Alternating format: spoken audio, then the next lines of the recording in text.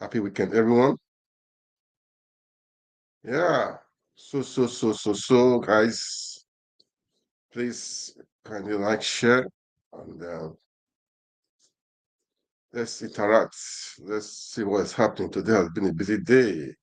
Um, with court cases, Supreme Court having to do with them all today, especially the governorship elections. I said the one in Kano State, Lagos State, Abia State, all around, man.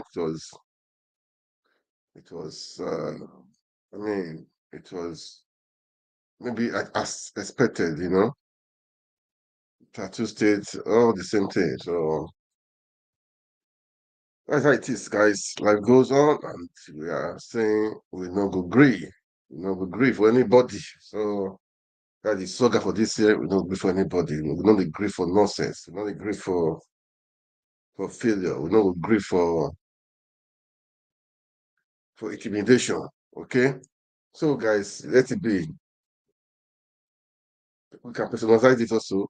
Say this year I don't agree for failure. This year I don't agree for poverty. This year I don't agree for bad governance. This year I don't agree for bad leadership. Okay, guys, that is how it's supposed to be. Nigeria, that's how it's supposed to be. This year I don't agree for bad leadership. That is how it is. This is a slogan for everyone. I don't agree for bad thing.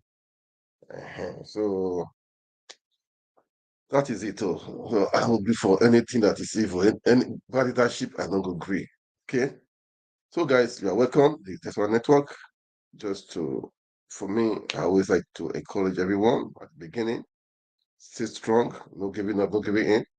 The Supreme Court they did that stuff today. Lagos, the Lagos, Kano, Plateau State, Abia State, many states. Okay, so well, the outcome, which was as expected anyway. It was only Kano State people were just bored. People, I know that they were bored. Had they been they turn it, they would have boiled. Actors would have boiled. So I think they were accessible enough not to do otherwise. Okay, not to do otherwise. Anyway, to the Lagos guy, roads, don't worry, man. Struggle continuous, okay? This road to roads, struggle continuous, man. I was that continue. And everybody, man, let's stay strong. The struggle continues. I mean, we are going to take it all. We'll take it all. It's a fight that we cannot give up right now. Okay, all the obedience, women, Nigerians, we can make Nigeria work again. Okay, despite all they are doing. Okay, okay, great. But guys, it's weekend. Enjoy your weekend. Make it happen. Okay, make it happen. Don't let anybody tell you otherwise. Don't let anybody kill your spirit. Don't let anybody decide your mood or your happiness. Okay, be happy. Create your happiness for yourself. Create it. Okay, create yourself. Create your happiness, man. You have to create your happiness. Don't let anybody tell you otherwise. Don't let anybody do that for you. Don't let anybody do that. Okay, you have to create it. That is how it is. Create it. Because if you want to wait for these people, they will make sure they punish you so that you will not be happy. Mm-hmm. They don't care. They will make sure they punish you that you will not be happy. They will frustrate your life and frustrate you to make sure that you are not just happy. So don't wait for anybody, man. Okay. Have make, even if you don't have money, you can make yourself happy. Okay, you can do it. You can willingly, wholeheartedly do it without waiting for anyone. All right, guys. So um today, so many things are happening. As per I said, the court judgment today, governorship elections, or the IP, the Supreme Court, and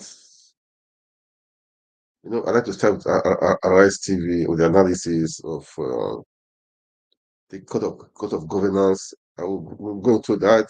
I will play it, watch them, analyze it. Mr. B has said there's a record development for what people did as per the cutting of his entourage, but they should define it. For what? How much are they going to save? And the savings, what's it going for? So this is important, not just talking for talking. Not just talking for talking. You can say, okay, I reduce people following me from 20 to 6. Meanwhile, you're supposed to use the same money. Yeah. So all this stuff we need to be dealt with. And meanwhile, the money has been assigned already for the bill for your use. So what are you going to do with the money? So all these things are important. That is why, man, we Nigerians, we have to let's be vigilant. Let's be watchful. Let's be speaking out. We should not be quiet. Let's be speaking out. We see where is good. Okay. We see what you think they need to fix or we need to talk about. Man, we talk about it. Okay. We talk about it. But for me, I say I not go agree for bad leadership. For me, I don't agree for failure or poverty. For me, I don't agree for oppression. For me, I don't agree for anything I know say it not gonna make me happy. Okay? Anything I know say it not gonna good for Nigeria, I don't agree for that thing. Okay? Let that be a slogan. Let it be a slogan. I not agree for anything evil, anything bad, terrorists, no agree. Banditry, no agree. Okay? Oppression, no agree. Okay? No agree for oppression, guys. No agree for anything evil. Okay? How is it? Okay, let's sit. I would just try to analyze things. Let's just spend some time. Let's spend some time. As if I say into not agree for anybody. So let's not agree for anybody. Are you going to agree? Okay. I don't you don't agree, no problem. 2024, I don't agree for anybody. Guess what? That's what we're starting the story with today. No agree. Well, all right. Viewers, no agree. Okay. Well, good morning to you, viewers. Let's begin what's trending this beautiful Friday morning with a catchphrase, no gree for anybody, which was adopted by the youth to usher in the new year. Well, the Nigerian police force early this week warned that the catchphrase, which loosely means do not tolerate any form of nonsense from anybody or do not allow yourself to be bullied by anyone, could plunge Nigeria into crisis of monumental proportions. The spokesperson for the Nigerian police force, Muyiwa Adejobi, made the announcement during a press briefing on Tuesday in Abuja.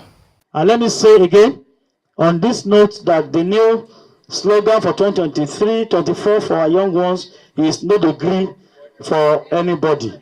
We have been informed from our intelligence that this slogan is coming from a revolutionary sector that may likely cause problem across the country. No degree for anybody is being seen as just a normal talk. But in security business, in security community, we have seen it as a very, very dangerous slogan that can trigger crisis. C'est maintenant qu'il faut se positionner. Vous l'avez vu, on n'est plus at all for anybody. So guys, not agree for anybody. Please, they talk their own. With security, your own to security information and make other people in Nigeria. This is different. Not agree for oppression, not agree for evil, not agree for anything that is bad. Okay, we not agree for anybody, we not agree for oppression. Bad leadership, we not agree. We not agree. So don't say we will agree, right? So guys, not agree for anything evil. We not agree. Okay, let's continue. Let's continue. Let's continue with let's continue. Let's continue with them. Of insecurity. The Director of Defense and Media Operations, Edward Buba, made the comment while speaking at a press briefing in Abuja on Thursday as he urged Nigerians to see security as a collective responsibility. This year, 2024, I urge citizens of this country to see security as a collective responsibility of all. Therefore, no gree for terrorists, no gree for perpetrators of insecurity. All right, Rufai, you had the security forces, there's no synergy here. I mean, the police on one hand is saying, you guys will plunge Nigeria into, insecurity, anarchy. No grief for anybody. I mean, I don't even know what that means. But you know what? Our governor here, Lagos State Governor, posted a tweet yesterday. Let's pull up that tweet. He wrote, throwback to this beautiful night of excellence and laughter as we hosted the Super Eagles before they set up for #AFCON 2023. I am looking forward to their first match. And the message to them was clear. No gree for anybody. Bring home the Cup of Nations. Rufai, go ahead. In fact, we should start by sending the police officer, no gree for anybody message. What is revolutionary about no gree for anybody? I mean, I think it has a history that this song that went viral by a certain gospel singer, and these are slogans, these are chants, it's pop culture, it's pop slang. Absolutely. They've been there from time immemorial. I mean, there is no revolutionary slant to anything. The military understands it. It's a word that catches on among the netizens and everything. Just like they play. We have a lot of these words. Yes. And even politicians have used it. So is it like a code for criminals when they say no gree for anything? It's nothing of such. And that's why Mr. Femi Falana has been able to ask them, what is this thing? I think what the police should be doing is make police no gree for criminals in society. They should go after criminals, bandits, terrorists, terrorizing people in the Northeast. Make police no gree for insubordination. A lot of their members of staff have bad welfare. Police officers are suffering, they have nothing to eat. Make police no gree for bad politicians that are sending them to go and do evil, as against the normal ethos they're supposed to sign up for. Make police no gree for bad service. And it goes back to the talk about customer service of the police officers, and that's why I still feel, there should be a service that oriented mindset for the police force. Not, a force or authority mindset. Make police no gree for any katakata, people that cause katakata in society. Because they keep saying police is your friend, but it's only when you enter problem, that police might not be your friend. So police should be concerned about changing that mindset, not about victimizing a common word or people that use the word by saying no gree for anybody. I'm happy about the military.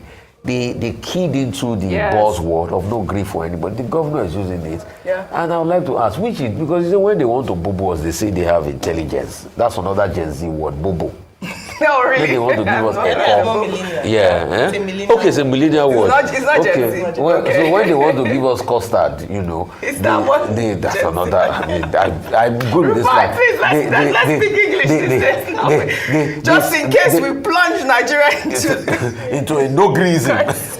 So when they say it's based on intelligence, if there was any intelligence, I thought the military too was supposed to have the intelligence by not using the word. So I challenged that police PRO to bring out the intelligence report that say no gree for anybody has become a revolutionary slogan. Because we live in this same country where people say worse on TV and the police was defending. It was a very grave point you raised, Ayo. We all remember what MC Oluomo said leading up to the election. And we all remember what the police officer in Lagos, the commissioner, came out to defend. Pretty much was defending it. We all saw people that said worse. They will not go and carry them. Okay. But you say no gree now. You can't. Young people who decide, I'll just out of, like you mentioned, pop culture, no gree for anybody. And so many people have put a spin on it. In the Christian world, they say don't gree for the devil. Yes, no. You see the DHQ say no gree for bandits. We see Governor Sanwo-Olu say no gree for anybody at the AFCON. Bring back the cup. But let me, in defense of maybe perhaps to speak as to where the FPRO was coming from. On his Twitter page, he goes on to explain a bit further. He says that, yes, no, he tempered down a little, I think because of the outcry and the bashing he got from that statement. He said he didn't say that you shouldn't use it, but you should be more reasonable when you want to apply or use a slogan. Then one of his guys, DSP Bright Edafe, PPR in Delta State, then posted up a skit where somebody said no gree and then went to hit someone back and then he said, you see what we're talking about? So that's the intelligence report, by the way. That's intelligence report. People are using it as a skit to slap people back. But let me just say that one of the things that we don't know how to do is how to spin pop culture in the favor of the government. everything is seen as is a resistance, is bad. And sometimes I would say that it has to do with age and sometimes cultural dispositions. You know how you say, oh, your words, why are you saying this? How do you say? We all have our parents in the WhatsApp group who would say that you won't go down in Jesus' name. You know, things like that. So I can understand his sentiments. But I think he can also see the light-hearted part of this, unlike the people who've shown the DHQ, the governor, spin it around. The police can even turn it around into a slogan for the police. So if he's concerned that this might aggravate or push people into perhaps violent responses, then let the police, in educating the public, use it as an opportunity, a tool to spin it around into more positive messaging. Absolutely. So I think rather than just having the response by a lot of state actors or officials is to shut down, block Twitter, do this, X is gone, is to see how we can use that and spin it into positive use. I love that. Dr. Bati. Very quickly, I find it, shocking that Muyiwa Adejobi, the spokesperson of the police, is using the word intelligence. That we have gathered intelligence, Wow. So to see a uniformed officers using the word intelligence gathering so loosely, so lightly, speaks to the capacity of the institution and the capacity of the spokespersons of these, security institutions. The same Nigerian police that could not gather intelligence when they were slaughtering people in Plateau State, in 3 different local governments, is pursuing intelligence over popular slogan. We no agree for anybody. Yeah. So, and then they say this is coming from a revolutionary sector. This is a dangerous trend. No, Muyiwa Adejobi should not end there. He has to identify that revolutionary sector, where it is located, and share that intelligence with us. So, I mean, they think this is a joke. Now, the military did much better, as you have pointed out, saying we no go agree for terrorists, and he contextualized it by talking about collective responsibility in terms of securing Nigeria, which is a moot point that has been made again and again. Now, words are semiotic reference, language can be interpreted in different ways. And with this, we no go agree. I mean, as a student of language, what we have seen is that people have applied it in different senses. Yeah. You've given us some examples, the police, the military, then Governor Sanwo-Olu, using the same phrase to encourage the Super Eagles to do well in Ivory Coast, even if we have been told that, yes, we have a squad, but we don't have a team, because these are individual players. But we'll begin to see from Sunday when we play our very first match. But look at another positive sense in which it has been used, to show determination, standing up for your rights. I read a piece by Mrs. Betty Rabo. She went to a supermarket. When she left the supermarket, she had enough presence of mind to check the receipt that she had been given, only to find that salmon, that should not be more than 8,000 naira. What was recorded on her receipt was 49,000 naira. She immediately turned back and went back to the supermarket and said, please check this receipt. How can you sell salmon for 49,000? We used to buy it 8,000 naira. Even if it's going to jump, why will it jump to 49,000 naira? And she said, we no go agree on this matter. Yes. We no go agree for this salmon that you have increased. At the end of the day, they asked for a bank account. They refunded her and put the appropriate 8,000 naira there. Yes. How many of us go to supermarkets, go to restaurants? Yes. We don't check the receipt. Yes. They will inflate the money. You just think, oh, this is the amount. You go and pay. I like that kind of Betty Rabo say, we no go agree. Perfect example. It's about diligence. Yes. It's about determination to defend your rights. So what is Muyiwa Adejobi talking about? Freedom is not absolute and all that. Their job is to ensure security, safety of lives and property.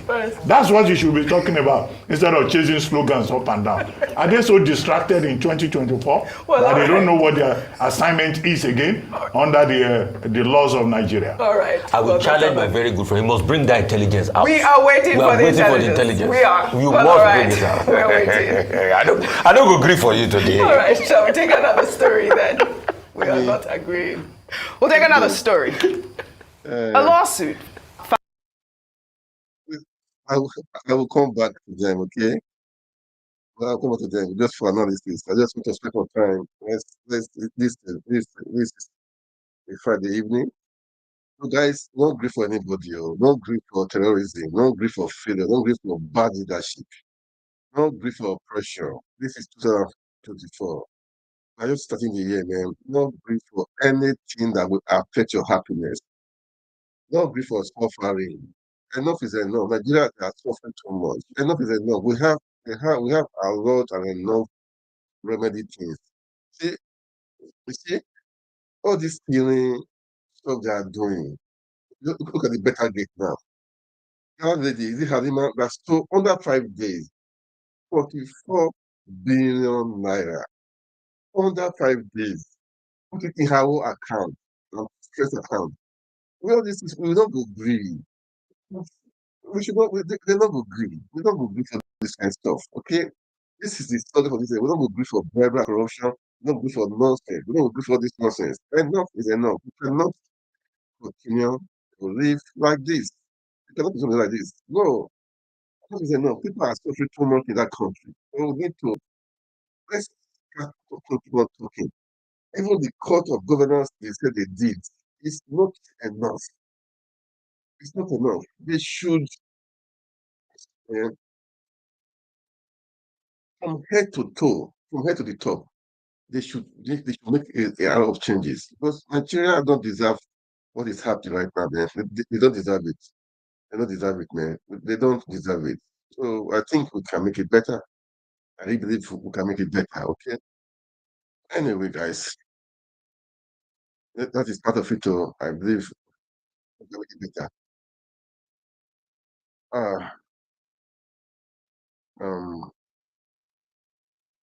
Let me come back to them. I'll come back to them, okay? But all the same, we need to really be rational in everything we are doing in our country, man. Because we are wasting resources in that country.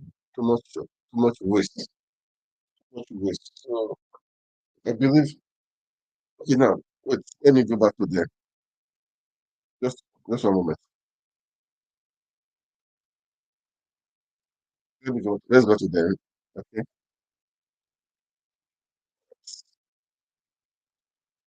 That to be appropriated to the office of let's see if the First Lady will return the funds. Well, in the meantime, Peter Obi, the presidential candidate of the Labour Party in the 2023 election, has criticized the directive by the president to slash the number of people on entourages for international and local travels by 60%. Presidential spokesperson Ajuri Ngelale announced the new measure on Tuesday, stating that the move is part of cost-cutting measures of the presidency and that the measure will affect the office of the president, vice president, first lady, ministers, and heads of agencies. While reacting to the development, Peter Obi, in a post on X, said the measure is just scratching the surface. His tweet reads in part: the just announced 60% cut in the size of federal official entourages on travel is one positive step towards a reduction of cost of governance and a way of halting wastage. But this measure is just scratching the surface, as it is limited in scope and can only lead to a very negligible savings. We are yet to be told how much savings this will amount to. While this modest step may be somewhat commendable, what is desirable should be both a 60% reduction in federal official overseas trips, as well as a 60% reduction in the size of delegations. Most importantly, what our current economic reality demands a 60% reduction in the total cost of governance at the federal level. It is not enough to announce arbitrary cuts in the size of federal official entourages. The nation needs to be informed of how much the measure will save and where such savings will be applied. We're talking about savings here. I mean, both Maxwell and Peter Obi have, said the right things here, because, what is the cut? What is the cut of governance here? What is the 60%? What does the 60% entail? That's what a lot of people are asking. Yeah, to be fair, a number of people have said that it might be negligible in terms of the cost of, when you look at the cost of governance or how much savings is 60% cut in the staff members or members of staff who travel. But that's not the big thing. That there should be more of a deeper look into other areas which we talked about in terms of ministries, department, agencies. We looked at, we've talked about going back to the Steve Owensanya report in terms of streamlining government and cutting government wastages, especially with duplication of activities or responsibilities. We've talked about that a number of times. So while this sounds really nice and the optics look good, and any savings, to be fair, is welcome, what we're saying is that there's a lot more that can be done. Now, going back to the story of Maxwell Okpara and the First Lady, what I was going to say was that, so two things. It boggles my mind why successive governments can't just put it into, if you're really passionate about First Lady, the office of the First Lady, make it as part of the law and let things be done legally. If you're so passionate, the US has the office of the First Lady. There's budget allocated to that office. So if you really are passionate about your wife being, but let's stop this narrative of, it's not in the Constitution, it will not be recognized. And then you keep putting money into that and it's illegal, it's not constitutionally recognized. Why do we keep doing that? The second aspect on the flip side is this. The president's wife famously said during campaigns that she doesn't need Nigeria's money, that they have enough money of their own. So in terms of running her office, can she take the same energy into ensuring that it's 1.5 billion naira? It's not a lot if you look at it for, in terms of how much money they have, and I'm sure they probably declared. So it's not anything that should be contentious to this extent where Nigerians are calling for a return of the funds. In terms of being honorable, just do it and spend, money for yourselves.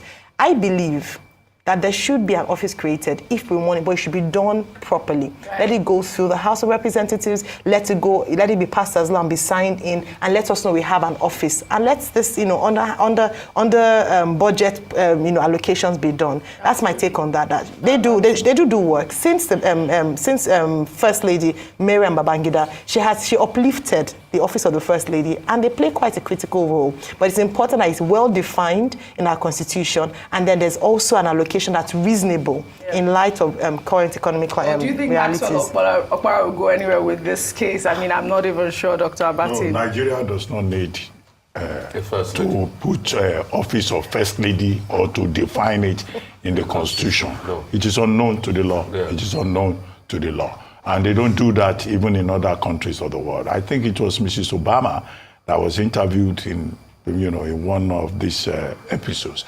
And she was saying that even in the White House, there's a limit to what you can eat. Yes. If you eat more than what you should eat, you will pay for it. Yeah. She said it's like living in a hotel, so there's nothing about wives here. The Nigerian people voted for the president. It's the president that is known to them. Yeah. There's nothing called office of the First Lady or office of the wife of the governor. However, the important thing by this suit by Maxwell Okpara, which everybody must note, is that the law is there to serve the people, but you never really know the full extent of the law or the extent to which government breaks the law unless you test the law. So what Maxwell Okpara is doing is called testing the law. Mm-hmm. And he has quoted the relevant sections 80, 81, 84, and section 162, dealing with federal allocations. And nowhere in all of these sections, he is saying, is the office of the First Lady mentioned, either at the federal level or at the state level. These positions are unknown to law. It's a convention that we borrowed from the Americans, whereby we elevate the wife of the president or the governor to a height that is not provided for in the law. We all laughed when President Buhari, I think in Germany, when he was asked about the wife, and he said the place of his wife is in the other room.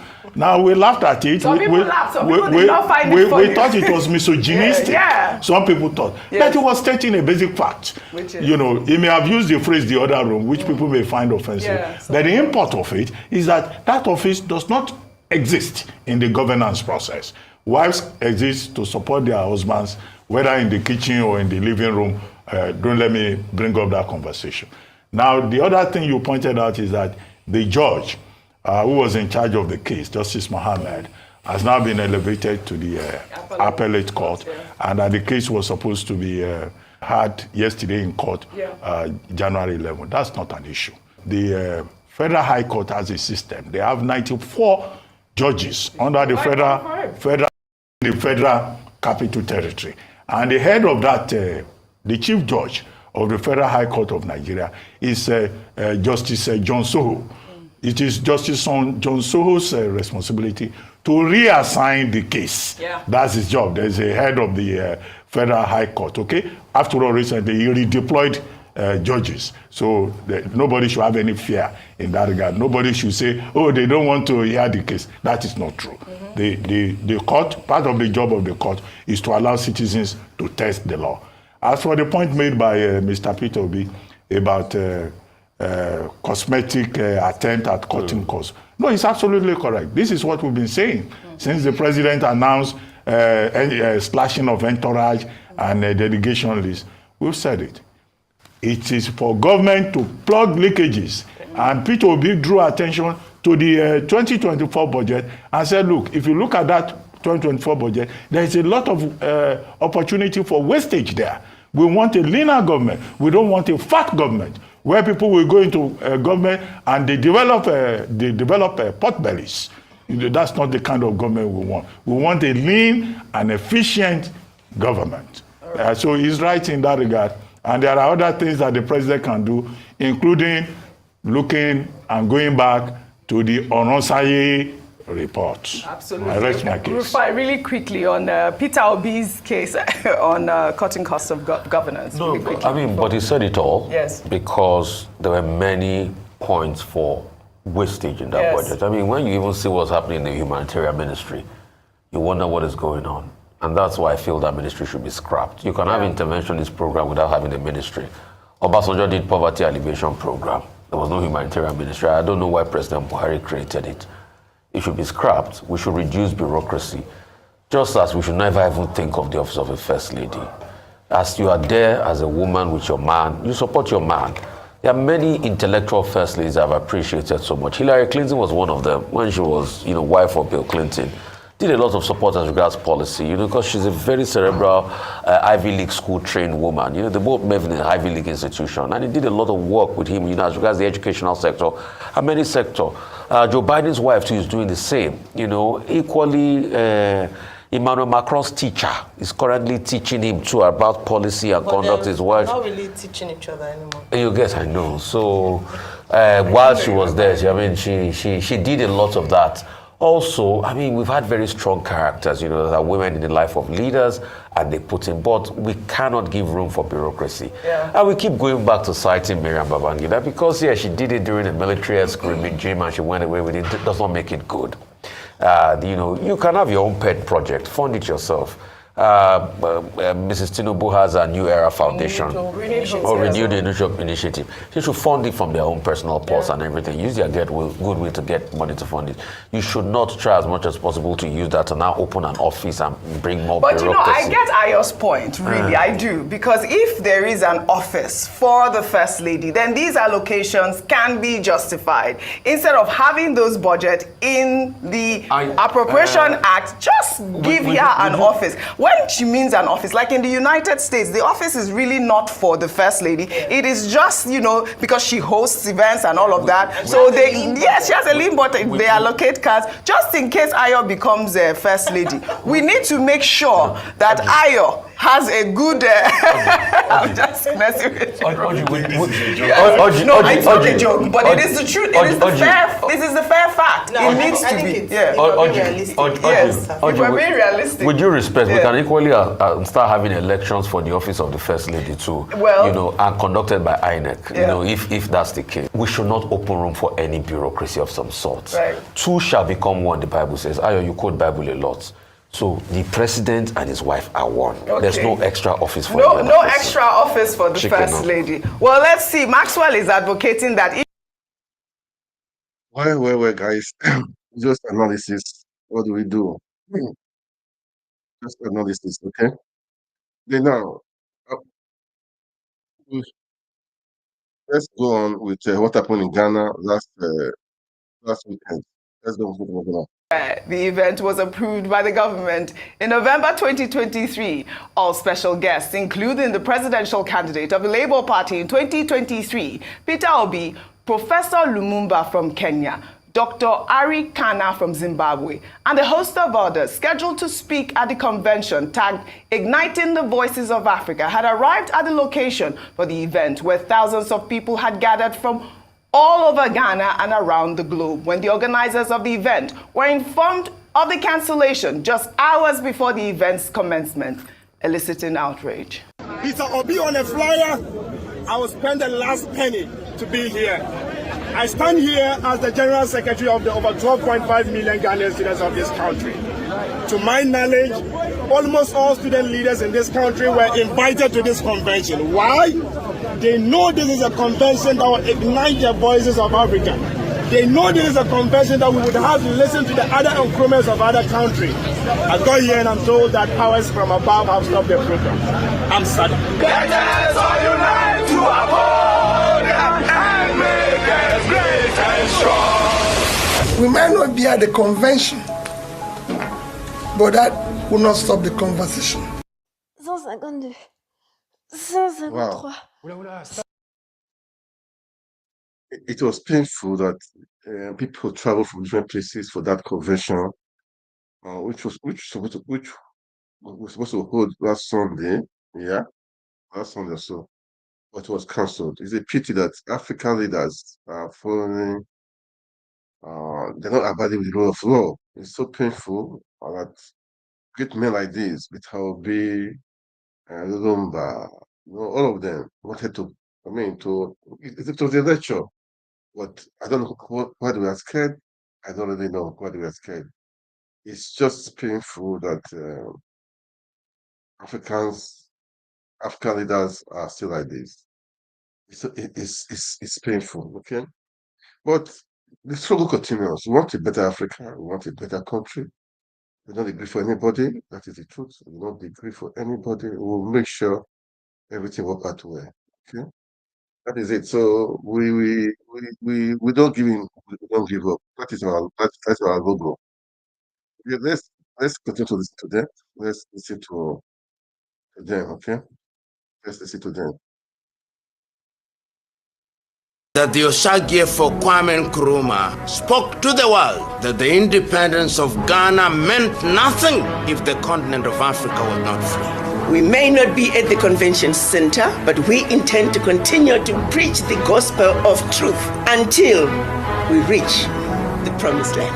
Well, this was an unfortunate event. Last week, the young people of Ghana trooped out en masse in protest against this event that was supposed to, speak to the youth, ignite Africa. They had amazing speakers here, but obviously, like you heard Peter Obi and the rest of the speakers there say that it's not the end of the event. They're going to move it to another place. But the government came out with some ridiculous reason, saying that unforeseen circumstance caused the cancellation. Dr. Abati, really quickly. Isn't this how African leaders and African governments behave generally?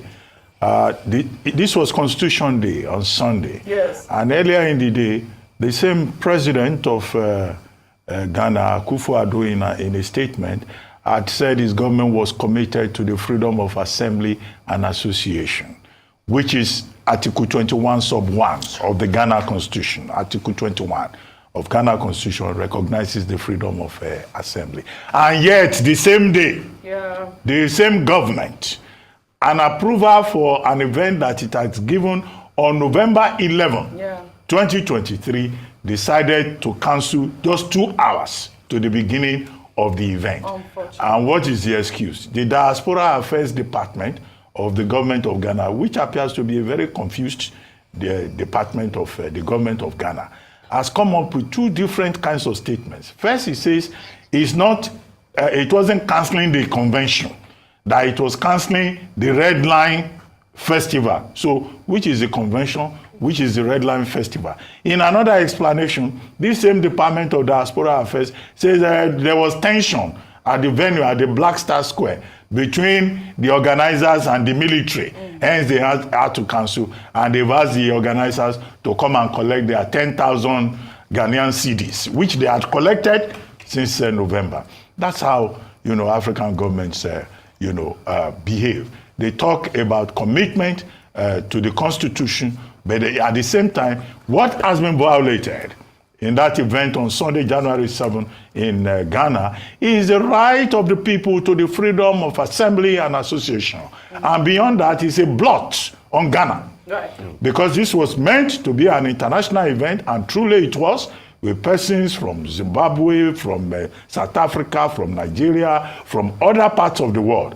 And yet the government of Ghana did not see the connection with the image of the country. Right. I think it was a case of the president himself eating his own words about his commitment to the Ghanaian constitution and the provision of Article 21. All right. The true case of what happened was a subtext of dirty politics. Bediako was on this seat you sat down on a couple of months ago. Finally, there's been a poster going around in Ghana as regards a masked face. Finally, the masked face has been unveiled, and Bediako, the real estate mogul, wants to run for presidency. Right. He was the one that called all those people for this conference. He's tried to put a slant of Pan-Africanism and bringing people together, but it's also around this presidential campaign and initiative. Exactly. So this was what really happened, and that's why the government did this, which is wrong, because you shouldn't stifle opposition. So the subtext is politics. Absolutely. Really unfortunate incident in Ghana. Africans need to unite, as always. Well, let's end.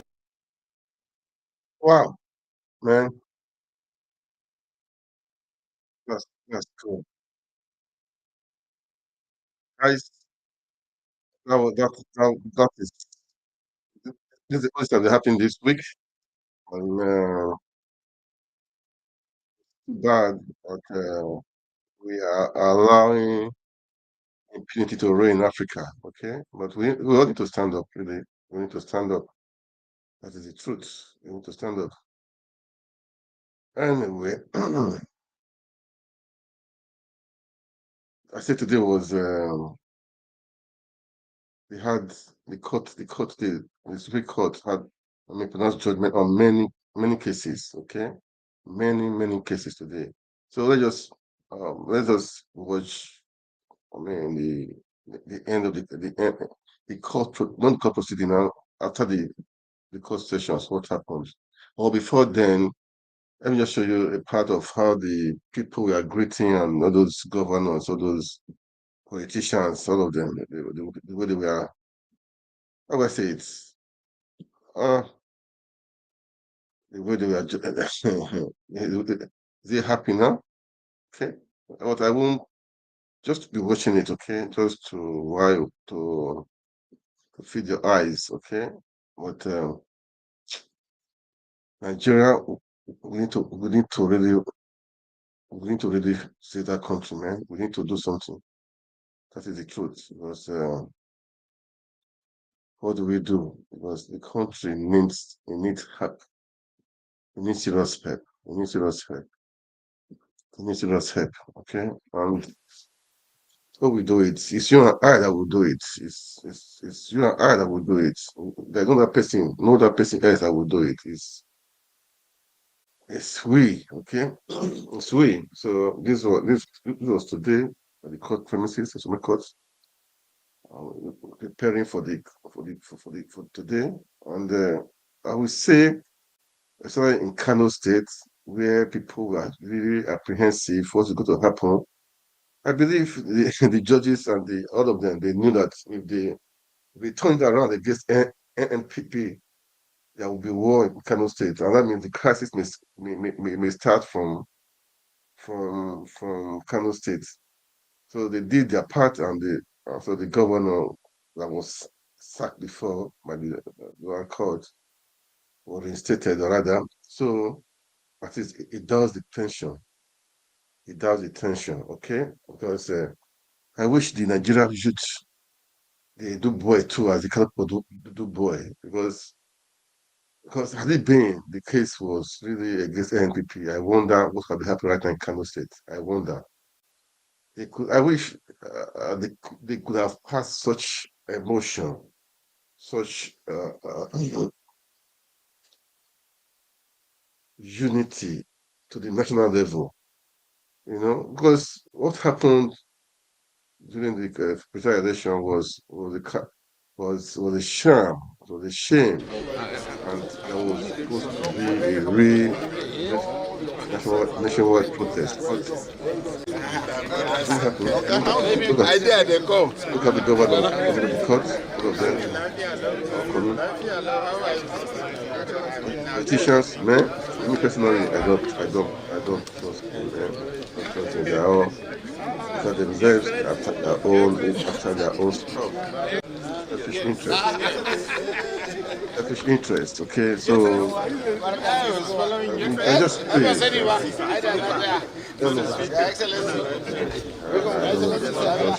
annoying, it's painful. See all the effort of the obedient movement, many Nigerians, man.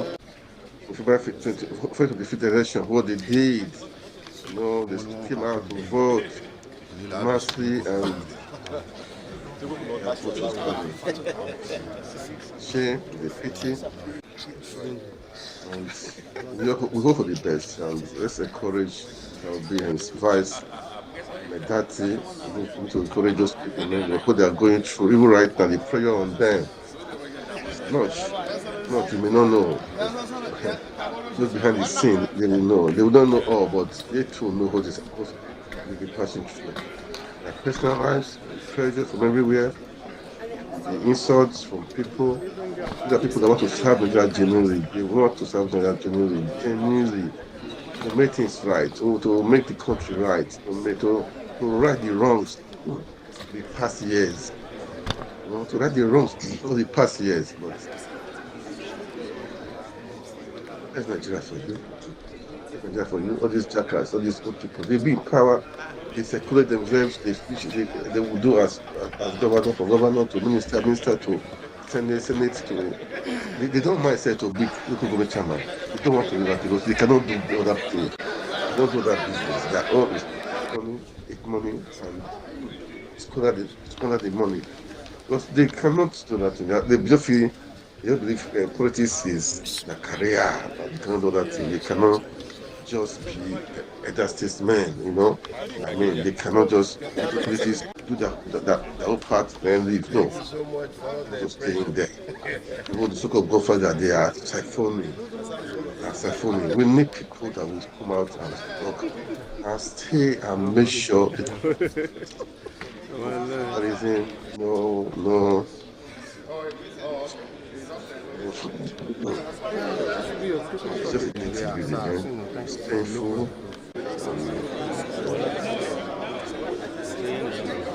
It's a story. How did we get here? I sit down and say, how did we get here?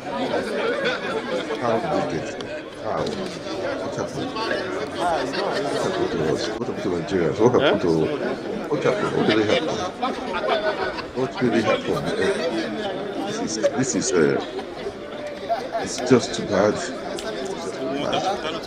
But anyway, guys, as you watch, can you like, share, comment? What do we do? What do? People are tired. What do we do? People are suffering. What do? People are tired.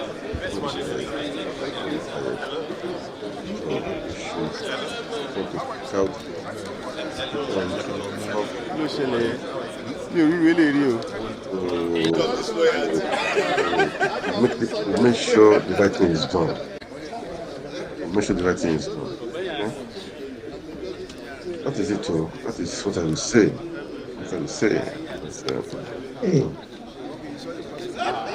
God save Nigeria, God help Nigeria. Nigeria is blessed. We are so blessed. We have everything we work can take off. But the very few people are just doing otherwise. Making life unbearable to others. Anyway.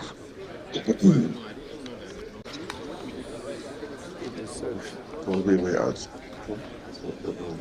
But if you don't go to God, we cannot do it alone. No.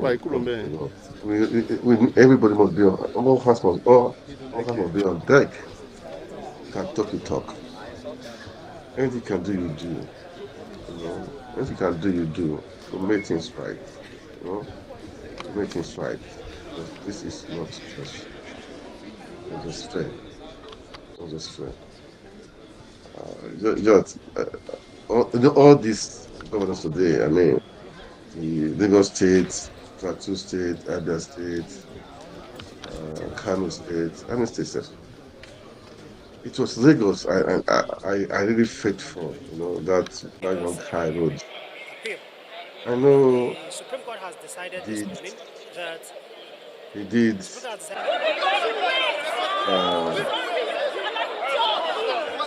I know he did his part. He put his best shot. Yeah, he shot his best shot, man. That's part of the threat. He did, but we keep up pushing on. As I've said, the Kano own, they could not just have tried it, because if not, maybe the revolution people have been hoping for and praying for would have started in that place. Yeah. Maybe it was started. It was started in that place. So, well, anyway,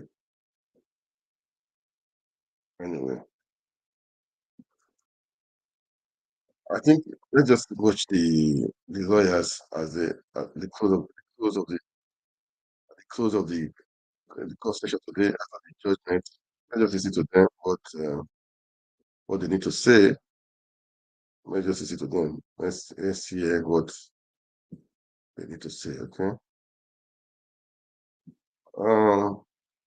Let's listen to them. Okay. I'll be right back. Let's listen to them. Yeah. Thank you very much. What a year to begin the new year. What a way. Is the Lord's doing?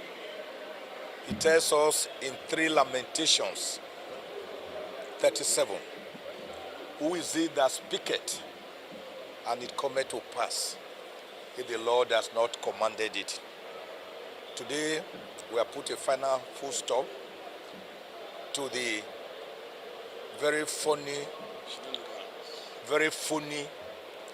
very puerile appeal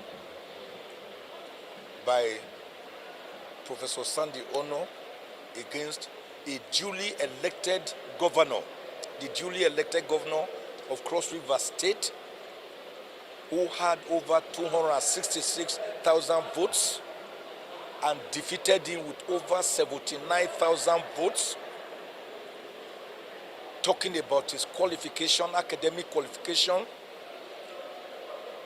even when they themselves attached documents to show that Senator Prince Basi Otu, the governor of Cross River State, not only had primary school, secondary school, but also had a University of Calabar degree, Bachelor of Science, Sociology.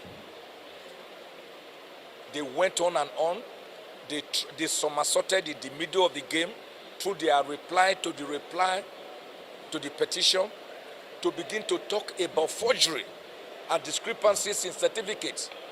But they had no single evidence to prove, or just to scurrilize the governor and paint him with the tar brush of shame. But today, the Supreme Court rose up and said no to shenanigans. And for the deputy governor, Honorable Ode, a young man who ran with the governor and they both were elected, they said he had dual citizenship and that he allegedly swore to an oath of allegiance to the British government. They had no single evidence. But even then, what the Supreme Court did today, in all their judgments, which were very pro-masses, giving bite to the sanctity of the ballot box and the ballot paper to the fact that votes will not only be counted, but must be allowed to count. The Supreme Court today said, once you are a citizen of Nigeria by birth, irrespective of whether you acquire a second citizenship of another country, even countries, even 20 countries, going by sections 28 and 182 of the Constitution, your citizenship of Nigeria can never be removed or erased because of that, your acquisition of a later citizen. So that issue has finally been laid to rest because it had continued to rear its ugly head in our electoral and constitutional jurisprudence over the years. Today, the Supreme Court had the opportunity to pronounce upon it. Look at the judgment in Plateau State. This is why we are going to look at this issue carefully, whether some judgments should really stop at the Court of Appeal level. Because all the senators and the House of Representatives and the members of the House of Assembly, they all had their elections truncated by the intermediate court, the Court of Appeal, on the baseless ground that PDP in Plateau State had no structures. When they know that the issue of structures, the issue of primaries, the issue of congresses, the issue of nomination of candidates, the issue of membership, when they know that all these are internal affairs of a political party, and that they are all pre-election matters, that you could only challenge within 14 days of the happening of that event under Section 84 of the Electoral Act and Section 285 of the Constitution. But the Court of Appeal did a lot of damage to our electoral jurisprudence by removing people who were validly elected by their people as senators, as House of Representative members, and as House of Assembly members. And of course, those decisions ended there because the Supreme Court has no opportunity to look at those judgments. This is why we may have to again look at this issue, whether we should allow such petitions to stop at the Court of Appeal level. Today, the Supreme Court did marvelously well, and I am happy that I've always defended the judiciary in my 43 years of legal practice, particularly the Supreme Court, because like some learned authors have stated, particularly Alexander Hamilton, in his Federalist paper number 78, the judiciary is the weakest of the three arms of government because it has neither sword nor pulse. It therefore behoves on us as much as possible to defend the judiciary, but to also be bold enough to point out errors when errors they do commit. So I have no regrets in my consistent stance defending the judiciary as the weakest arm of government, because without the judiciary, we can never have a virile democracy. God bless the judiciary. God bless the Supreme Court today for its decisions that were highly pro-masses, were highly consistent, and were highly redemptive, giving vent, giving flesh to the sanctity of the ballot box and the ballot paper. And that henceforth, politicians, lawyers, and judges must know that the votes of the people must be counted and that the votes must count. Because the facts are clear, just like the justices of the Supreme Court has rightly mentioned. Of course, we did the election. Senator Basio too won the election overwhelmingly. And of course, every cross-variance is cited that this is a mandate that we work for, and no anyone won the election overwhelmingly. And of course, every cross-variance is cited that this is a mandate that we work for, and no any look, when you look at the facts that were raised, they are just rebellious, and that is why the appeal was dismissed immediately. So today, I think we will have to congratulate His Excellency the Governor of Cross River State, so that he can settle down, and then we'll drive Cross River State to the next level. All of us are happy. The supporters are here. The town is filled. Abuja is filled. Cross River is empty because everybody is celebrating, and we are celebrating all through. My name is Senator Odi. I'm the current Commissioner for Education Cross River State. Well, my name is Lawal Pedro, Senior Advocate of Nigeria and Attorney General of Lagos State. I've just had the privilege of listening to the judgments delivered in the two separate appeals. And the judgment of the Supreme Court is, to my opinion, unsellable, straight to the point, and able to state that yes, truly, the governor of Lagos State and the deputy governor of Lagos State were both qualified and won this election. And I think with the judgment of the Supreme Court today, being the first one delivered today among all the judgments to be delivered in respect of Lagos State, it is now time to do what we call go back to governance. And we have seen to the end of this election process this time around. So I say once again, congratulations to my governor and the deputy governor and the people of Lagos State, and that the Supreme Court has just validated, confirmed, unequivocal that yes, this is the right people that won the election, and they were not at all disqualified. And the Supreme Court has been able to lay the gap to tell us that once a Nigerian is a Nigerian by birth, that right cannot be taken away from him because he has declared or obtained another passport or become a citizen of another country. That is the end of the case. And I believe other matters similar to this will use this as precedent. So I say once again, thank you for listening to us. Yes. Well, we are happy that the victory of Governor Bala Mohammed of Bauchi State at the elections has once more been vindicated by the Supreme Court.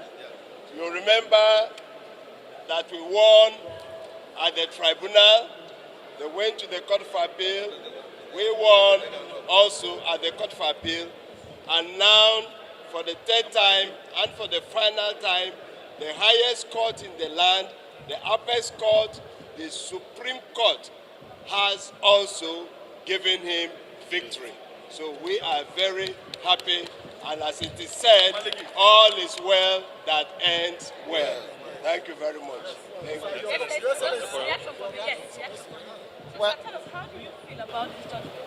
Well, I'm very excited, I'm very happy and grateful to God, our Creator, for this moment. It is a very, very...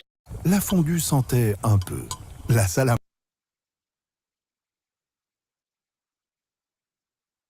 I'm just playing the videos of the reactions today. The reactions today. Let's continue to watch Nigeria, and it is the attestation and affirmation of good governance and faith in the judiciary and judicial process and in the corporate existence of Nigeria that at least you must have faith in our system. That it is not always true that things are not good.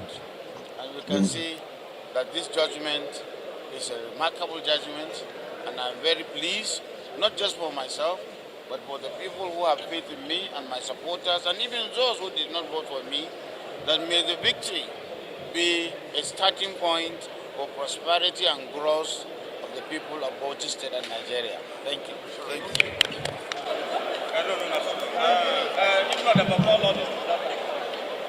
like a manager. No, I'm not a manager.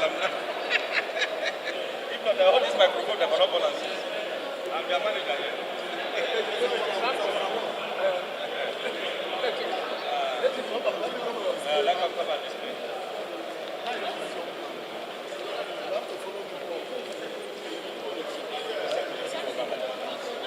Yes, sir. Yes, sir.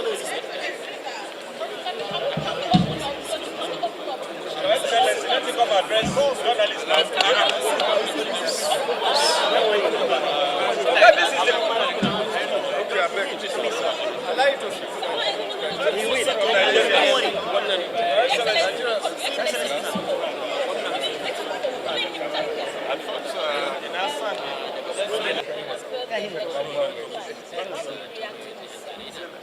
I mean, there is, I don't know what word to use in the English language to describe the redeeming intervention of the Supreme Court in this judgment, which, as you said, has been described as perverse. The detailed analysis of how the Supreme Court came to the conclusion that the judgment is perverse will be clear when we have copies of the judgment. But for now, as you heard me say in court, but for the Supreme Court, but for the Supreme Court, but for the Supreme Court, gross injustice would have happened in this land. Officer, how do you think this judgment will go in jurisprudence? Talking about the cases of voting, non-compliance with the Electoral Act, and non-accreditation was alleged by them at the trial court. So what do you say about that? What the Supreme Court has said today is building on what it rendered in Oyetola's case. It has set out the clear parameters by which those allegations of electoral malpractices ought to be proved. And in this case, that was not proved. So it was strange that the lower court came to the conclusion that the allegation of malpractice was proved in some areas and that the fresh election should be conducted. Thankfully, the Supreme Court has rightly intervened and no other election will be conducted because the governor of Zamfara State, duly elected by the people of Zamfara State, stands to my right.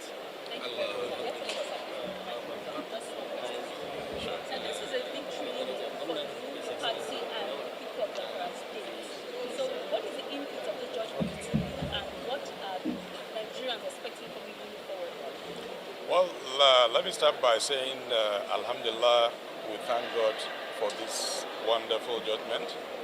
It's actually what I was expecting, so I believe the judiciary are doing very well. And Zamfara people are happy, and we're grateful. We will now go back, settle down, and do the needful in terms of governance. So it's for the betterment of Zamfara State. Maybe opening an arm of friendship and inclusive governance to other political parties, irrespective of the differences we've had. What matters to me as a governor is progress of Zamfara. So whoever is ready, irrespective of party line, is welcome. Thank you very much, sir. Thank you. Congratulations, sir. He has to come out. He has to come out. I just came out of court now. No, you speak. No, speak. Okay, it's a beneficiary. Yeah, the court has affirmed the election. What does this mean? Well, let me first and foremost thank God Almighty for a day like this, and thank my legal team and the All Progressive Congress and the President of the Federal Republic of Nigeria. Especially, let me thank the courts for delivering justice to the people of Ebonyi State. I am very grateful to the courts.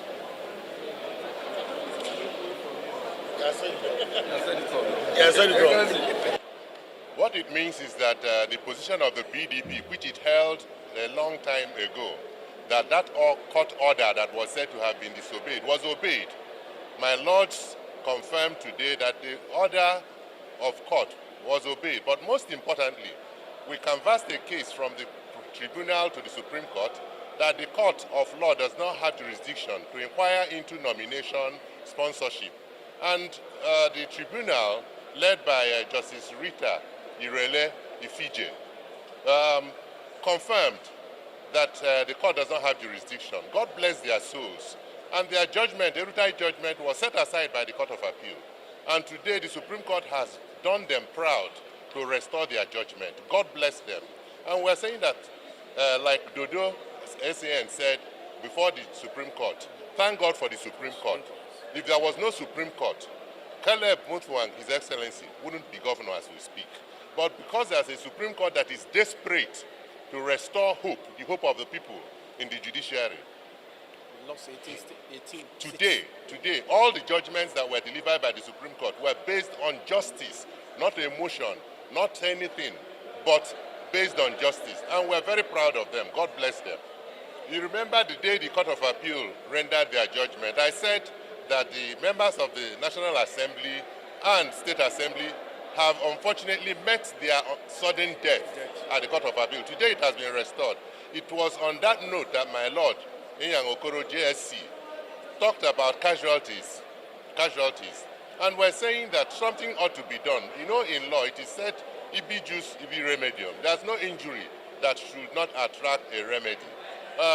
The constitutional provision, there should be an amendment to our laws to contain a situation where such error by courts will be remedied. And I hope even in this case that something will be done by the grace of God. But we will still have to look at it and know whether there's any window, lawful window, not abuse of court process, that can be employed. But we are very happy that the Supreme Court has lived up to its billing.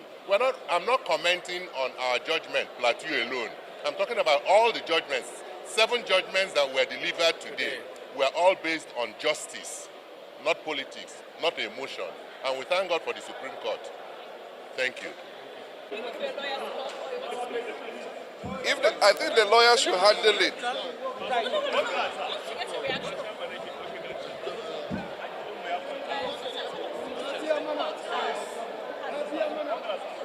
Can you hear me?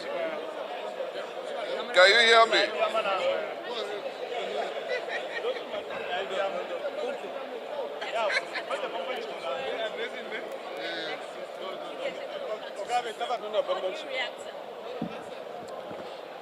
I want to first of all give glory to God Almighty, who has made this possible.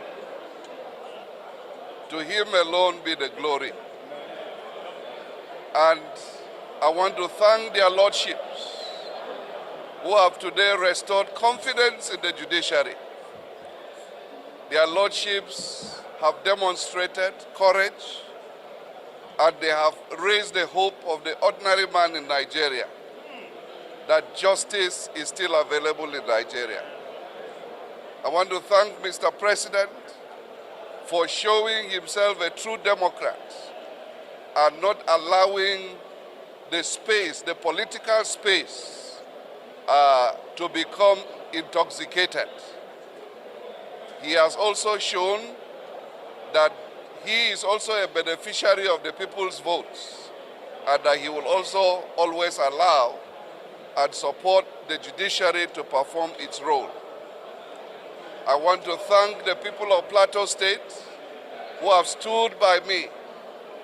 I want to thank Nigerians who have stood by us. I want to thank the international community that have also insisted that the votes of the people must count in Nigerian democracy. I want to thank all of you, and I say God bless. Yes. We have just crossed a bridge. When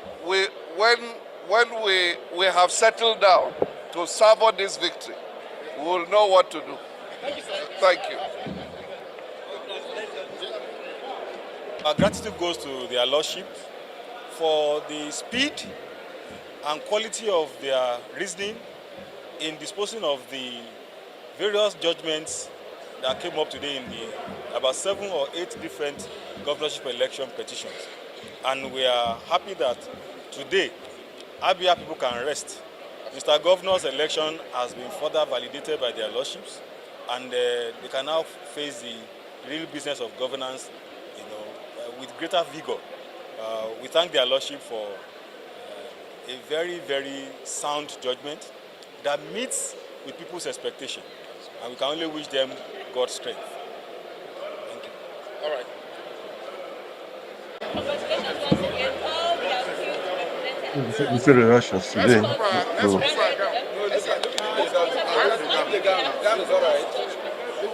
Sorry? If you heard me a little while ago, I said today is a remarkable day in the legal history of our country, because we must appreciate their lordships for the great deal of work they have done. Our combined years of practice put together, we do not know of any Supreme Court in the world that in one day has rendered this number of judgments and this quality of judgments. So, speaking as ministers in the Temple of Justice, all of us here and our colleagues who are not here are extremely gratified that the Supreme Court has corrected the obvious errors that were committed by the lower courts. So today is a great day for the nation. It's a day of thanksgiving, and it's indeed a day of redemption, both for the judiciary and for the political class. Right, guys. Thank you. I leave it there, okay? That was court election today. It is so. That is how it is. There was jubilation in Kano State. If in Kano State, people are happy. I mean, on other states too. But that's how it is, guys. Now, before I call it a day, let me go to Fubara, the weekly. Their case is on, man. We don't know. Their case is very, very on. Their case is very, very on. The House of Assembly, that was it 1 days ago, they said the governor should revisit, should bring back the budget, and that Fubara guy, I don't know, God, for me, I would say God help him. That's what I'll be saying. God help him, because he's I don't know, I don't think he knows what he's doing for now. I don't really know. But all the same, they are the same people. I don't really care about I don't really care about him. Seriously, man. Seriously, I don't really care. It's just that the River State people. That is what I'm concerned about. But say him, all those stuff, I don't really care. Okay, I don't really care. Well, it's too bad. I'm too bad. I'm too bad. Fubara is on a tight rope. I should use that word. It's on a really tight rope. Okay. It's on a tight rope. So God help you. God help you. God help you. Ruler and reappointing or appointing the chairman of Traditional Rulers Council. Some of the hotels that were located in some of the local governments, especially by local government, was affected because the management will not insist that they wear masks.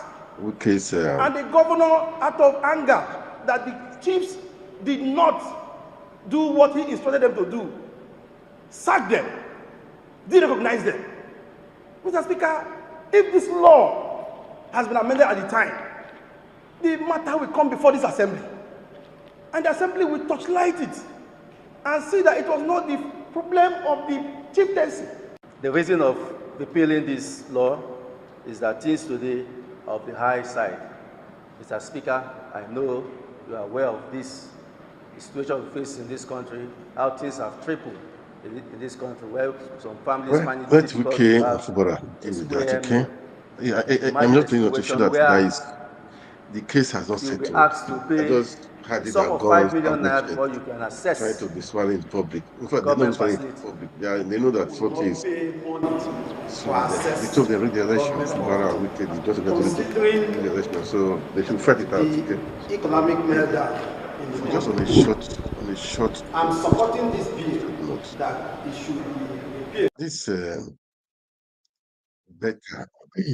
I just want to. I feel something is wrong somewhere. That's my personal view. Because the Hardiman that took 4 billion naira, the case is less now. Or like better that have a standard of 4 million naira. That is the major thing right now. It's like we are living out the main culprits. Because when it was better that unravel this thing that there is really crisis in that material affair. People are stealing money. And maybe she made mistakes, so maybe she did some things as not right. Okay, but we have forgotten the 4 billion naira that was stolen by Anima. That is what people don't. Now they are just saying, better do. But and look, they have forgotten that Anima for 4 billion naira. I mean, he paid it to her personal account. Nigeria should wake up. We should face that big money, 44 billion naira. I know they said she has brought back 30-something billion naira. We still have billions left there. The people are just concentrating on 4-something million naira. But I do. You know, they are trying to. I don't know if seriously. She didn't pay to her personal account. She paid to her that she paid the money into the account of the Qatar personnel. But we should be objective. Let's be objective. Let's be smart. It was when the 44 billion naira, that was how they are accusing her.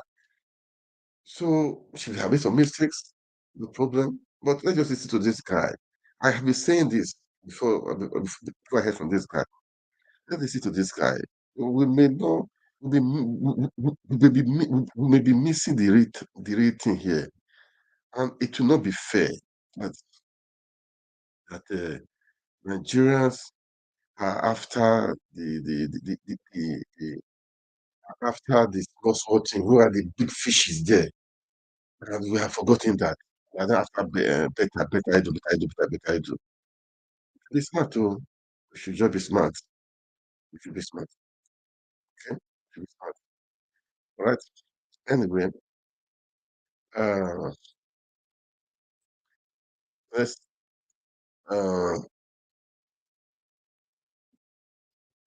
listen to this one. If I come back, I'll call it a day. Okay. If I come back, I'll call it a day. All right. Okay. Where did I go? Okay. Let's just listen to this guy, to this analysis. And then I will come back. Against the suspended Minister of Humanitarian Affairs and Poverty Alleviation, Betta Edu, as investigations are still ongoing. Imo State Governor Hope Uzodinma, who is the chairperson of the forum, is urging Nigerians to wait till the end of the ongoing investigations before concluding on the allegations. He insists that the case against the minister is just an allegation. And to have another look at this development, I have with me in the studio public policy analyst Chibuzo Okirike. Thank you so much, Chibuzo, for joining us. Good evening. Yeah, I mean, this investigation is taking different dimension. We've seen all the accused persons going to the EFCC, their passports being seized. But here is a counsel from the progressive governor saying that these are mere allegations. Does it look like they are trying to whitewash Betta Edu, or indeed they are trying to help prove her innocence? Well, I think that what is happening is very unfortunate. We're looking at a young woman who is very pragmatic, who is bold, who is productive, who has been able to demonstrate as a poster lady for this administration. You know, at the inception of the administration, especially when the ministers were appointed, I was on several stations, you know, on policy setting, agenda, and what have you. And this particular ministry, you know, in the last administration, the whole Nigerians wanted us to open it up, understand the National Social Register, and what have you. And we say that we have to look out for ministers that will be able to give us a roadmap in 2 to 3 months. And this particular minister did it in just a week, saying that we're going to audit the National Social Register. She even took it to the Federal Executive Council, and even at the state level, everybody agreed we need to conduct an audit of the register and ensure that the people that are supposed to be there are there. She also said that they are going to make sure that the Renewed Hope grant for vulnerable people are delivered to them. And she even put a figure that by 2024 or so, they are going to have over 72 million Nigerians reached. I mean, that was bold, that was courageous, that was somebody actually living out the Renewed Hope agenda, and it's quite unfortunate. And I've been able to track. I've asked myself, I've decided that I'm going to be, even if I'm the lone voice on this particular matter, because there is an issue when we discredit people that have demonstrated leadership and commitment to public service. We may be doing our nation a very big danger. Yeah, but the investigations are ongoing. No, there's something I wanted to say. There are facts also. If the documents in the public domain are the only charges or misconduct that the Honorable Minister is being accused of, I'm sorry to say this, there are non-issues there. And what do you mean by that? That particular memo that was released relied on the federal government financial regulation number 713 that talks about individuals should not deposit public funds in government accounts, but be part of it says government funds should not be paid to private account. And this is a regulation for 2009. At the time, we have not implemented TSA. Nobody has drawn attention to the financial regulation number 1402 that talks about advances for disbursement for special projects, that actually project managers and project accountants can receive those monies and disburse them. If the argument is that these financial rules or regulation need to be reviewed, that it doesn't look okay, then the argument will make sense. Not that there is an infraction. I can tell you today, even if you go to the office of the permanent secretary in Villa, any ministry you think about, any agency or government, you cannot operate the TSA account dealing with your operational costs, dealing with other logistics without having project accountants being credited. Yeah, and there's a difference between an officer who has official responsibility to take charge and disburse fund and a private individual completely, except we are saying that the 585 million credited to the project manager or project accountant were not disbursed to the beneficiaries. Yeah, actually the ministry is a peculiar one, because from my discovery also, I've discovered that a lot of Nigerians who are supposed to be paid some of those monies do not really have accounts. So they were meant to have been paid in cash. But wasn't there a particular regulation that stated all of this? And these regulations are the ones being made known by including people from the humanitarian ministry, to say that this is actually how we have been doing it, and this is how we're told, even if we were to hand out cash. Because these narratives are changing by the day, and with the APC governors coming into it, it's getting confusing. In this country, our vice president, the former vice president, we saw him in the market distributing trader money and what have you. That is why I say we are leaving the issue and trying to destroy somebody who has demonstrated leadership and courage. I tell you this, if what we have in the public is the so-called offense, I think that the people are after the president and not the ministry or the minister, because this is one ministry that I think about that is dealing with anything called Renewed Hope. if you have 130 million multidimensional Nigerians, where do you think we're going to go? Yeah, but there are also provide contra support to them? allegations Yeah. we've seen being peddled against Example. Olubutunji Ojo. That look, some of these verification contracts that were signed off by Better Edu were not executed, and that some of this verification, it looks like the companies just collected these monies and stayed in Abuja, and we don't have evidence. How can the Director of Finance? All these are mere allegations. Well, because you would have seen that we don't have any evidence that maybe there is no procurement process that happened. And the procurement process is not a wishful thinking. It is something that is documented procedurally. And you're going to have the company embark on the whole process, have internal audit to do so. And if there is concrete evidence to this, then the people can bring it out. What is unfortunate, you know why I'm saying this? We've got this minister who has demonstrated tremendous courage and commitment to the administration. If the president talked about doing a monitor and evaluation retreat in this first quarter, if that happens, this minister would have been one of those people they will give standing ovation for. Yeah, in just few months, she has been to over 15 states in the north, down to the ordinary people. And she dresses like them. They are excited receiving her. Well, Gone to other that's states. politics. Apart from, no. You're going political there is something now. about identity. I'm speaking professionally to say, because I've observed that from the side. Right? I don't have any, she's not my sister or my brother or what have you. What I am saying is that I have observed somebody distinguish herself, and a trend we are using to gain traffic online by, doing a cruise on personality and crashing people's image and trying not to allow them to do what they're supposed to do for the country. Why? We are the ones saying that the young people should come and take over.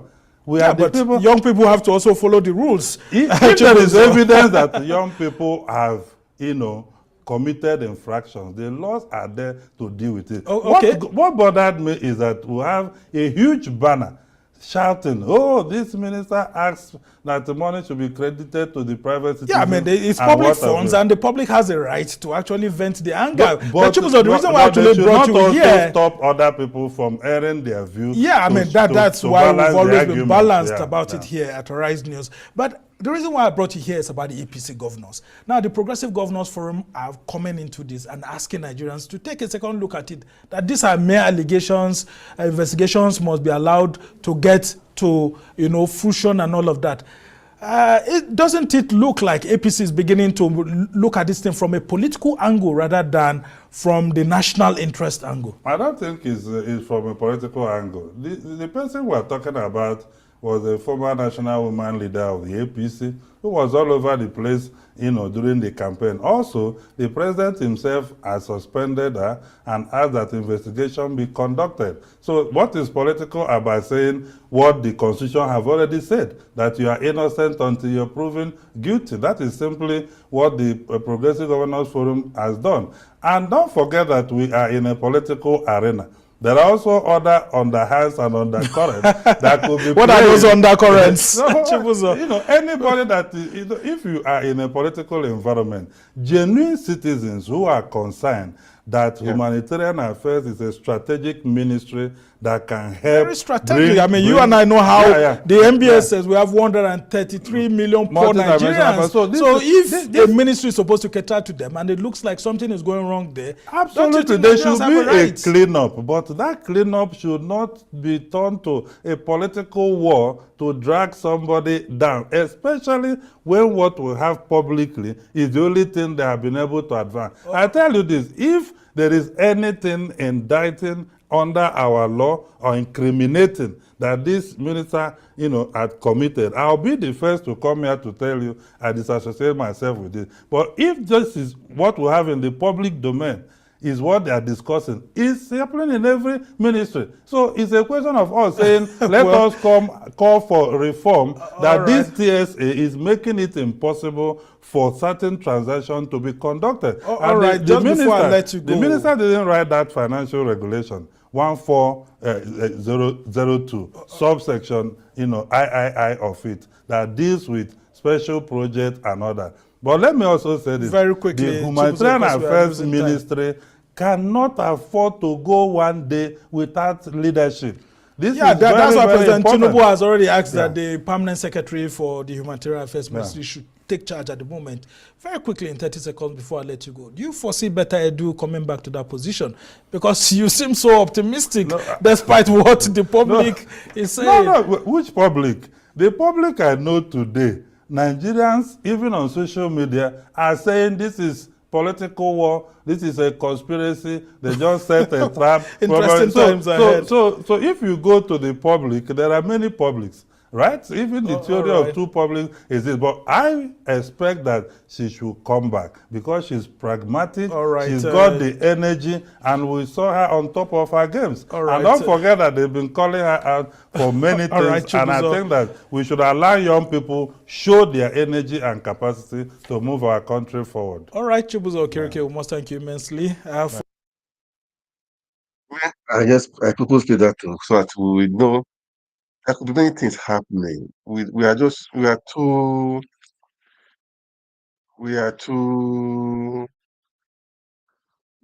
blindfolded to see the facts. I don't know how. I don't really know what is happening, but I believe something is happening somewhere.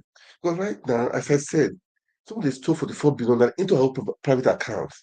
Right now, we don't talk about that time. We're talking about 400 million, 440 million naira that was disposed to other person's account.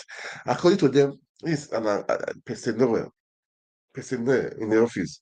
We don't use material stuff. They give us cash by hand, all those stuff. I don't know. I'm just trying to, now we've forgotten the 44 billion naira. Well, had it been a secretary, she paid money into her own account now. It's different. The people will not pay into her own account. Look, guys, I don't know what to say. At times, maybe I would say maybe corruption is fighting back against her. I've said it before. I said it before. Maybe corruption is fighting back against her, and maybe she made some mistakes. So okay, maybe she made some mistakes. That is true. She could make some mistakes. I still believe corruption is fighting back against her because definitely that woman now, Halima Behali, all those women, that's 244 billion into her private account under 5 days. What's her reason? She said can you mistakenly take the money into different accounts, your own personal relations and relations account, mistakenly. Thereafter, you just said it was because Pedro was taking money. That was actually removed all those money. Okay, let's assume what we remove those money because Pedro took 430 million to somebody's account, a personnel in the office there.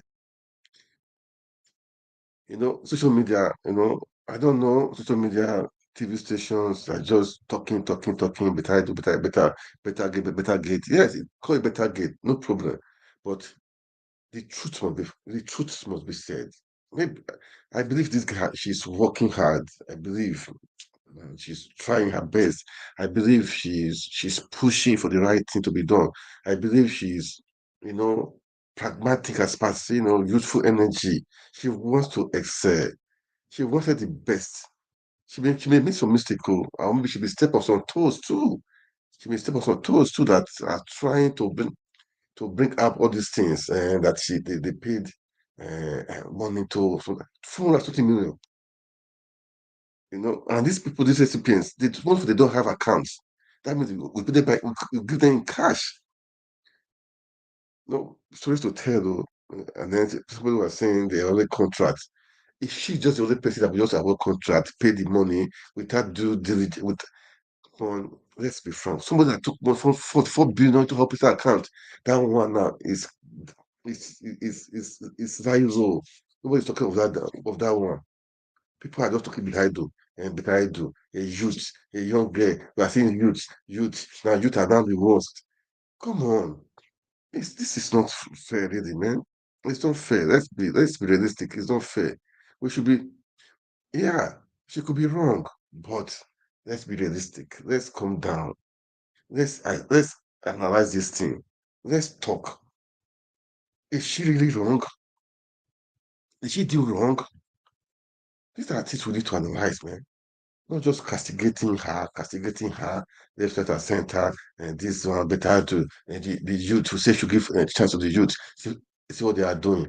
No, the youth, yeah, we could make some mistake. Had it been now, she paid the money into her personal account now, I was okay. Or had it been she paid into her own sister's account now, I was okay. Why did you do that? I was okay. Is the person a part of the ministry? Now, we were told the money was paid to a personnel in the a personnel. You know, because again, I just brought out the papers, and then the other one that they approved flight from where they are to Kogi State, all those stuff. Look, people are doing worse thing than this. They are doing evil than this. For somebody to remove 44 billion naira for nothing, put in her own account, she's mistaken. How can you make mistake? 44 billion naira. Now, because you are exposed now, you were not implicating better you do using because you have influence too. Maybe you have influence in the in the in I don't know in some networks now. All eyes on better you do, better you do, better you do, better you do. Go to social media, go to Twitter, better you do. Meanwhile, the Halima that stole 44 billion naira, nothing about her, nothing about her. Nigerians, I don't know what is the problem. They cannot, it's okay, A, B, C, D. Why is this A like this? Why is it now that this one is coming out? Because somebody is being accused. Now that person is not saying because but I had to do this one, that was why she's taking the money. Is it your money that you will take it and put in your personal account? 40, not 1 million naira, 2 million naira, 4 million naira. No. 1 billion naira, no. 20 billion naira, no. 44 billion naira. Under 5 days. Who knows how much that lady has been taken to her personal account? Who knows? EFCC, do your job, oh. Do your job, man. EFCC, do your job. I'm not. I think let's be critical. These things. Let's look at all the angles, not just one side. Right now, all the Nigerian bandits are done. The youth, if she stay money, 450. I don't think 450 million naira is a problem. No, it's not a problem. Maybe she was just trying to be energetic. Let's get it done. Let's go and help these people. Okay, these people don't have accounts that they are happy. They don't have bank account. How do you help them? You can see that when the VP was giving money to the market women. It's not my hand. But now people are just crying, shouting, better I do, better I do, better I do, better I do. This is not fair. I'm not saying we should not let's do things properly. No. This is not fair. Now we have left the main person now that's 244 billion naira now. We don't have to better ID because she exposed that person. Nigeria should be smart. The youth cannot do anything. The youth cannot do anything. We've tried the youth now, and they fade. No, no, no. At other times, no. Let's assume the youth fade. Who is teaching them? It's not the people on top. The elders there that are stealing, that are still stealing. Maybe they are all is masterminded. They know how to do it, cover the loopholes. They don't cover the loopholes. They expose their own. They thief. They don't care. They believe you cannot do nothing. You cannot do nothing. That's what they believe. But I do now. But I do now. She's the one take the gun of the atrocity of that Halima that stole 44 billion naira. And people are quiet. Even the press are not talking about that one again. They just say it. She has returned 33 billion naira to FCC. What of those other billions that are remaining? What of the money that she has been stealing before that fight? Before that 44 billion naira? We should all these journalists that we should be investigative in our dealings. Be investigative. Be investigative. Be investigative. We should find out the root cause of all this stuff. It's not just Betaidu, not just Betaidu. No, not Betaidu. She may be wrong. Okay, how much is 450 million naira that she would not dent herself into it? And she did take it into her own account to not her own account to that Halima's $44 billion into her personal account, her family's account. And she said it was a mistake. Now, this is annoying. It's annoying. And people are not talking of Ebetaidu. They left the person that stole the big money of it. Her own is just small news. If you go to Twitter, better get. It has to be Halima Gate. No, better get. I wrote it too, better get too. I'm saying I did write too. Better get. At the beginning, I didn't. Just felt okay. Let's be realistic. Let's see what is happening. Let's analyze it. This is a lady that has been hardworking, try to push many things. And now she said she will throw investigation to the former things of the ministry, which, man, we saw billions of naira missing, losing. Now they just use small money, 4 million naira to deceive. I don't know, to trap her, because she has revealed those billions of naira that have been missing. Nigeria, I don't know if first what to do right in Nigeria, they will find a way to trick that person. That was what happened that time. I think Tam David West, the victim of Babangida, they said, and they gave him a watch. So that one is a bribe. So they gave him a watch. That's what that was a bribe. When in petroleum industry, we talk of billions of naira, billions of dollars. People bribe with billions of dollars. And there was no way they could just to trap him. There was no way. That said, they gave him a gift of a wristwatch. Man, and people are carrying it. News are carrying it. We left the main stuff. We are talking of the peripheral. Remember, the real McCoy is there. The real McCoy is there. People are stealing billions. We're not talking. It is unfair. If you want to work in Nigeria, with your whole heart, people will use something against you. And the press will not help it. Press will blow it open, blow it up. People will be talking. The youth are not good. You will say Betaidu now. Betaidu has told me for. He did not to her personal account. Not to her personal account. I don't know. Maybe I'm missing something out too. Maybe the Halima that sold 44 billion naira fees. Nobody's talking about her. Just maybe once in a while. Maybe in writings of about 300, 290 would be for Betaidu, then about 5 would be for her. The former minister that was there, all the money she stole. People don't talk about it again, the billions. But she was exposed. They now used this for something like that to tie in Betaidu, so that the thing, the investigation will be scattered. They will concentrate on her. Yeah, if you say do your job, I hope if you hear me, those people up there, please, let's do the right thing. I know people that have the good heart to work, people will try to dirty their image.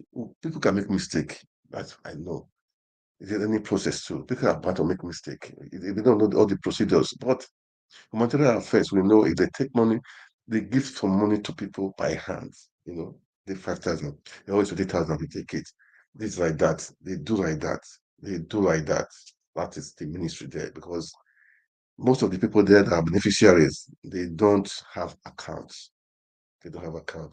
But why should he pay the money to somebody's account? Why should he not to her personal account?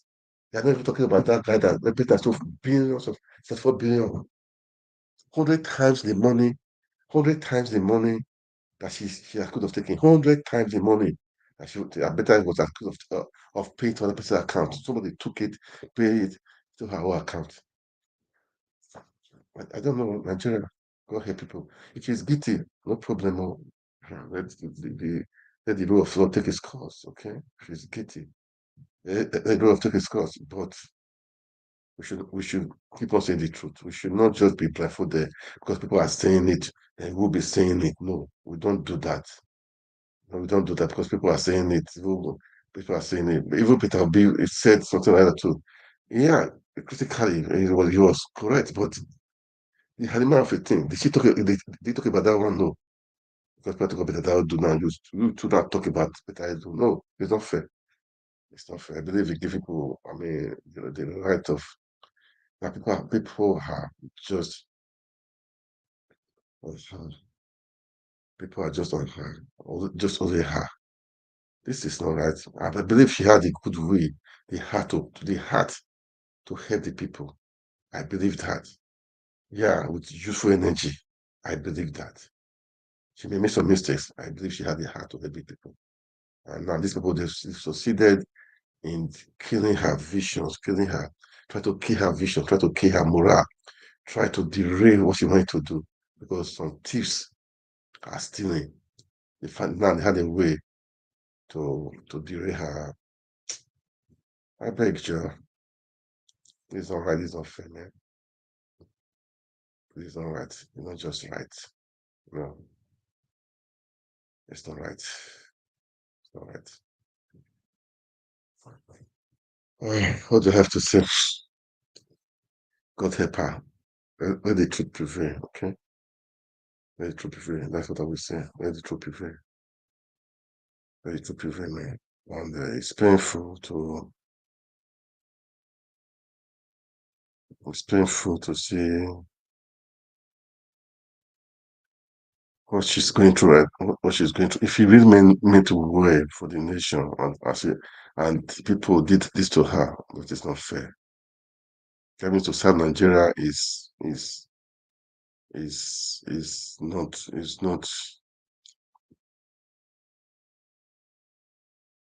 it's not good. I'm to serve the country is a challenge. Except the head is good also. Then Ghana who has leads her because if you are just under some people that are corrupt and you want to serve with your whole heart, I'm sure they will try to track you and fuck you and frustrate you and frustrate your life and implicate you. Implicate you. Man. Go help her. That is why the way that is the world we live in. When you are good, people try to frustrate your life. People try to frustrate your life. It's not fair. It's not right. It's not fair. It's not right. Too bad. Too bad. Anyway, that's what we see more. That's how they say it. That's what we see.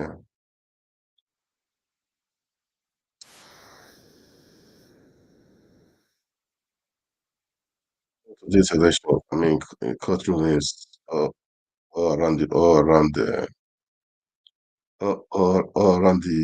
all around the nation. Kano State, different Kano State, Abia State, different places.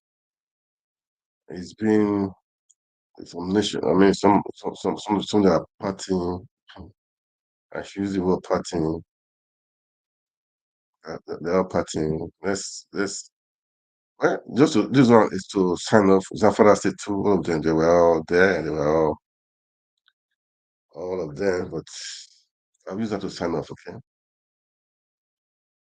I'll use it to sign off. I have to go right now. But thank you guys for watching, and I will say God bless you guys, and I will say God bless you guys. You can see as you watch, kindly like, kindly share, Former governor of Kano State and Senator Rabiu Musa Kwankwaso, the New Nigeria People's Party NNPP presidential candidate. They are here. Yeah, this is Kano State. This is Kano State after the court verdict today. So had it been Kano State, had it been they didn't do this one very well. I believe there will be riots. And that would have spread to all maybe to other states too, but they thought as much and they did the right thing there. Congratulations to those people that They should all of them use that word. So anyway, yes, I think I will stop here for today. It's gonna take happy. They are happy. So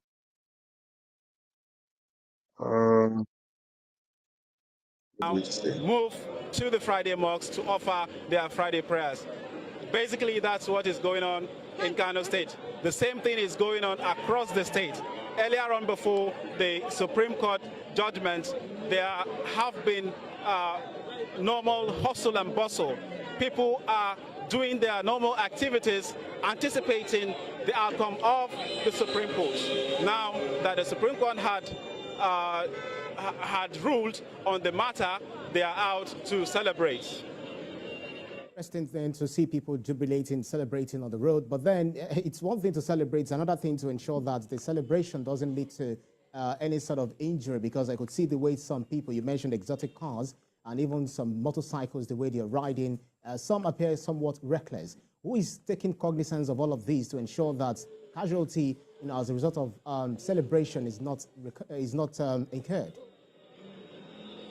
Yes, and some of the celebrations are in this area. As you can see, a moment ago, a guy driving a black car just confronted us, and a lot of some of the celebrations are in this reckless. A few moments ago, a tricycle fell just close to me, and even though no injury was recorded, the celebrations are still ongoing. Well, we don't know, but we don't know who will take responsibility of that, but they are currently celebrating, and you can see the mood at which they are doing the celebrations. They are riding recklessly, so to say. Some of them displaying their skills, that the skills they know, and all that. Guys, that's for today. Thank you so much for watching. God bless you. God bless Nigeria. Like, share, and comment. Good night.